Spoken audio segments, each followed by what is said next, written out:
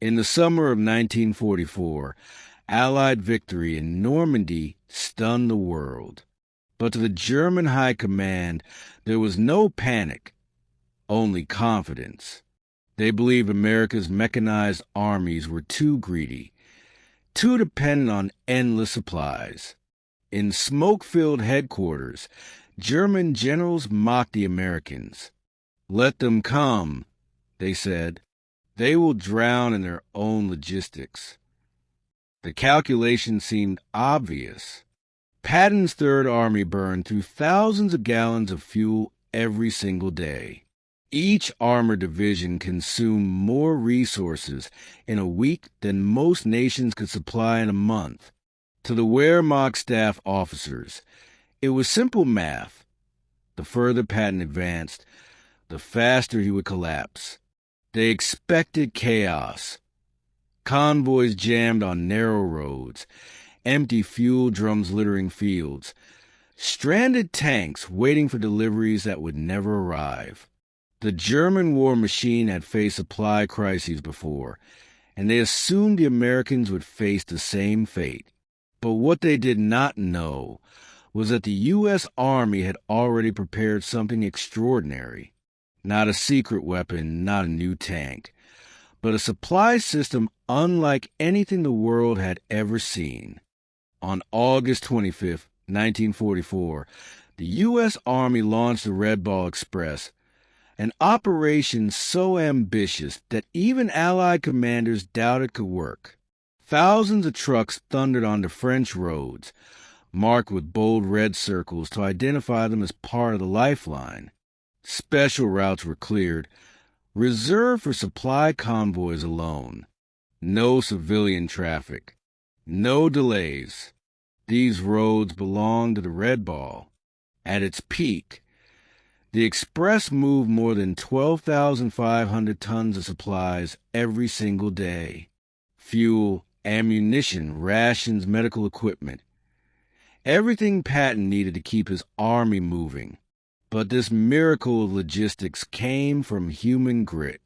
More than 75% of the drivers were African-American soldiers, men who wore the uniform of a country that still denied them equal rights.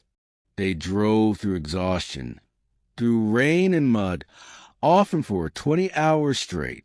They slept in their trucks, ate when they could, and risked accidents on torn-up roads where a single mistake could be fatal.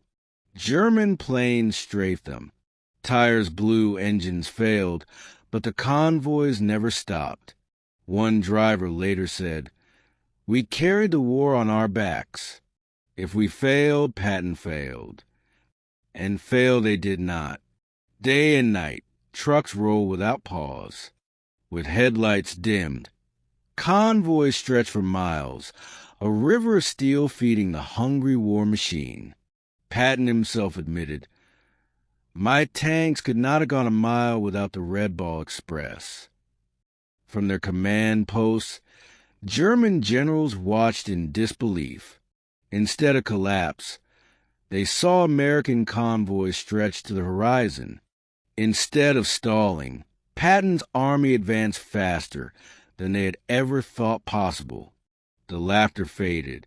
The arrogance turned to fear, because the Germans realized too late that logistics, not firepower, was a true decisive weapon of modern war.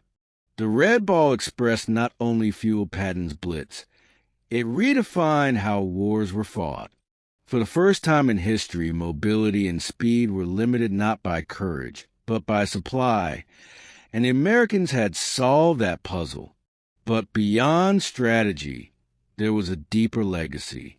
The African-American soldiers who carried the burden of this operation proved their valor on the world's biggest stage. In a war against Nazi racial ideology, it was their endurance, discipline, and sacrifice that helped deliver victory.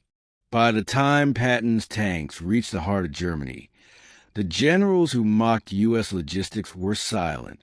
Their miscalculations lay in ruins, their confidence shattered. The Red Ball Express had turned ridicule into triumph, and triumph into history.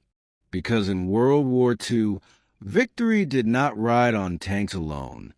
It rode on the endless wheels of the Red Ball Express.